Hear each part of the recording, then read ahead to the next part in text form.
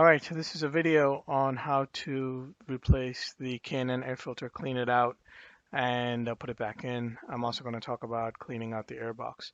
So the first thing we want to do is remove the clips that are holding the airbox cover to the mass airflow sensor. There are two clips on top, and you just unhook those. Then on the airbox cover, there are 6 clips, 2 on top, 2 on the bottom, and 1 on each side. These are just, you just lift them up from the bottom. Be careful because they will have some kind of a kickback, and you could actually, it'll just hurt your fingers a little bit on the palm of your hand. So be careful when you snap them off.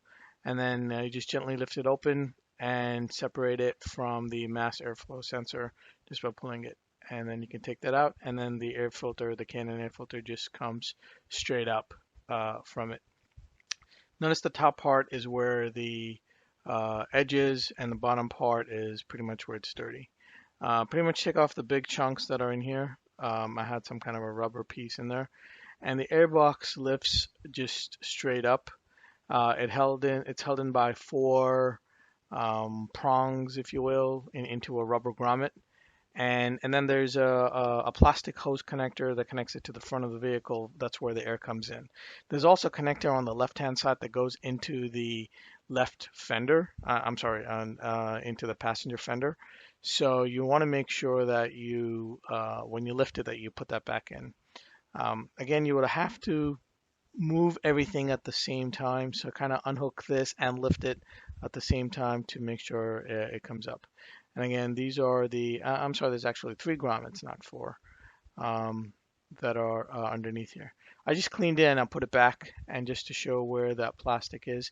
And then on the left-hand side, you'll see the connector. It's another hole that goes into the passenger fender. So make sure that you put in there, and there are 3 grommets that's securing it. So I just cleaned it using degreaser, engine degreaser, and it worked well.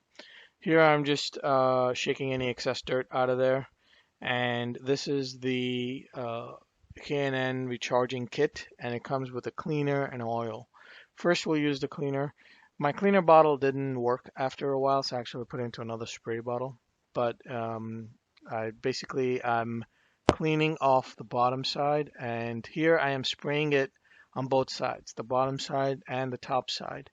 But you want to make sure that the dirt does not go from the bottom to the top. You don't want that dirt to get carried to the top, because the top part is actually what goes into the engine. So I'm putting this cleaner on the top side and the bottom side. But when I wash it out, I'm going to put the water on top. So here I'm just letting it drench. People have used other things, and I guess it's possible to use other things if you run out of that cleaner. Here I'm watering it down, and basically, again, I'm putting the water from the top side. I'm not using anything high pressure. This is just a regular speed garden hose, and pretty much pushing the dirt from the top down to the bottom. So that's all I'm doing here, so that it doesn't take any dirt from the bottom and bring it up to the top. You want to do it from the top to the bottom. And now when I clean the bottom side, I'm doing it vertically so that all the remaining dirt just gets washed off down instead of going to the top side of the filter. So again, you just want to make sure that you're not bringing any dirt in from the bottom to the top part. You just want to make sure that all the dirt comes down off the bottom part.